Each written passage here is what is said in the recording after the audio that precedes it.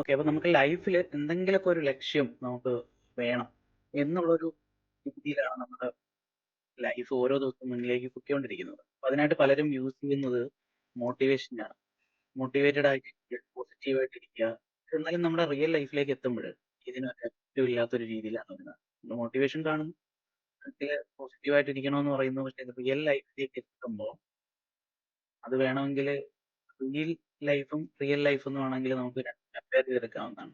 അപ്പൊ ഈ റിയൽ ലൈഫും തമ്മിലുള്ള വ്യത്യാസം എന്ന് പറഞ്ഞാൽ നമ്മൾ സ്ക്രീനിലും അല്ലെങ്കിൽ സോഷ്യൽ മീഡിയയിലൊക്കെ കാണുന്ന ഒരു ലൈഫ് അതൊരു വേറെ രീതിയിലായി ആണ് റിയൽ ലൈഫ് എന്ന് പറയുന്നത്. നേരെ മറിച്ച് നമ്മൾ അല്ലാതെ അതായത് നമ്മുടെ റിയൽ ആയിട്ട് എക്സ്പീരിയൻസ് ചെയ്യുന്ന ലൈഫ് റിയൽ ലൈഫ് എന്നൊന്നും പറയാം. അപ്പൊ ഇതുപോലെ രണ്ട് വ്യത്യാസപ്പെട്ട അല്ലെങ്കിൽ രണ്ട് എക്സ്ട്രീം ആയിട്ട് നിൽക്കുന്ന കാര്യങ്ങളാണ് മൈൻഡ് മണി കണക്ഷൻ എന്ന് പറയുന്നത്.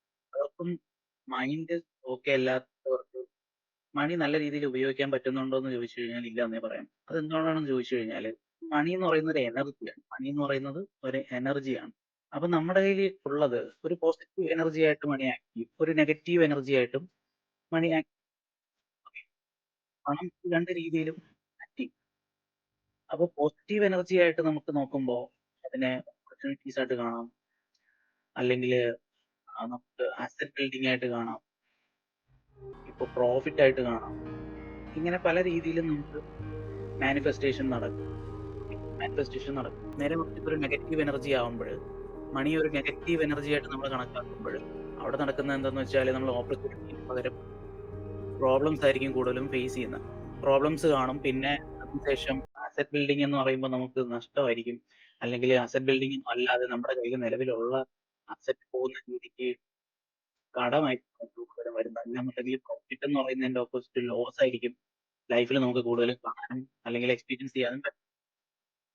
അപ്പൊ ഇതാണ് മണിയുടെ രണ്ട് എനർജീസ് ലെവൽ എന്ന് പറയുന്നത്. പോസിറ്റീവ് ആയിട്ടും നിൽക്കും, എനർജി നെഗറ്റീവ് ആയിട്ട് നിൽക്കും.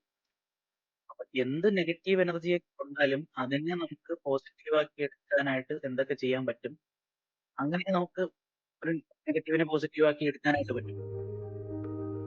അപ്പൊ നമ്മൾ അത് ആ ഒരു ലെവലിലേക്ക് നമ്മൾ വർക്ക് ചെയ്യുമ്പോഴാണ് കുറെ ചേഞ്ചസ് നമുക്ക് വരുന്നത്. ഇപ്പൊ ഉദാഹരണത്തിന് നോക്കുകയാണെന്നുണ്ടെങ്കിൽ നമ്മുടെ ഇന്നർ സെൽഫ് ഉണ്ട്. ഇന്നർ സെൽഫ് എന്ന് പറയുമ്പോൾ നമ്മുടെ ഇന്റേണൽ ആയിട്ടുള്ള മൈൻഡിനകത്ത് ഇംപ്രിന്റഡ് ആയിട്ടുള്ള, അതായത് നേരത്തെ നമ്മുടെ മനസ്സിൽ നേരത്തെ ഉണ്ടായിരുന്ന അല്ലെങ്കിൽ റീഡ് ചെയ്ത് വെച്ചേക്കുന്ന അല്ലെങ്കിൽ റൈറ്റ് ചെയ്ത് വെച്ചേക്കുന്ന കുറെ പ്രോഗ്രാമുകളുണ്ട്. അതായത് നെഗറ്റീവ് ലിമിറ്റിംഗ് ബിലീഫുകളുണ്ട് അല്ലെങ്കിൽ നെഗറ്റീവ് ബിലീഫുകളുണ്ട്. മണി എന്ന് നമ്മൾ കേൾക്കുമ്പോൾ തന്നെ നമ്മുടെ മനസ്സിലേക്ക് ഓടി വരുന്ന കാര്യം ഒരു പേടിയാണ്. അയ്യോ, EMI അടയ്ക്കാനുണ്ട്, അല്ലെങ്കിൽ ലോൺ ക്ലോസ് ചെയ്തിട്ടില്ല, അല്ലെങ്കിൽ കടം ചോദിക്കുന്ന അല്ലെങ്കിൽ കടം വാങ്ങിച്ച ആള് എന്റെ അടുത്ത് പൈസ ചോദിക്കും. അപ്പൊ ഈ പൈസയെ കുറിച്ച് നമ്മൾ അല്ലെങ്കിൽ മണിയെ കുറിച്ച് അല്ലെങ്കിൽ ധനത്തിനെ കുറിച്ച് നമ്മൾ ഇങ്ങനെ പറയുമ്പോൾ നമ്മുടെ മനസ്സിൽ നെഗറ്റീവ് ബിലീഫ് ആയിട്ട് കിട്ടുന്നതെല്ലാം ഇന്നറിൽ കിടക്കുന്ന നെഗറ്റീവ് ആണ്. അപ്പൊ ഈ നെഗറ്റീവ് ആയിട്ട് മണിയെ നമ്മൾ അപ്രോച്ച് ചെയ്ത് കഴിഞ്ഞാൽ തീർച്ചയായിട്ടും നമുക്ക് റിസൾട്ട് കിട്ടുന്നത് നെഗറ്റീവ് തന്നെയാണ്. ഓക്കെ. അപ്പൊ നെഗറ്റീവ് ആയിട്ട് നമ്മൾ അപ്രോച്ച് ചെയ്യുമ്പോൾ നെഗറ്റീവ് ആയിട്ടുള്ള റിസൾട്ട് കിട്ടും. അപ്പൊ ഇന്നർ വേൾഡിൽ എന്ത് നമ്മൾ കാണുന്നോ അത് തന്നെയാണ് നമ്മളെ ഔട്ടർ വേൾഡിൽ നമ്മൾ എക്സ്പീരിയൻസ് ചെയ്യുന്നത്.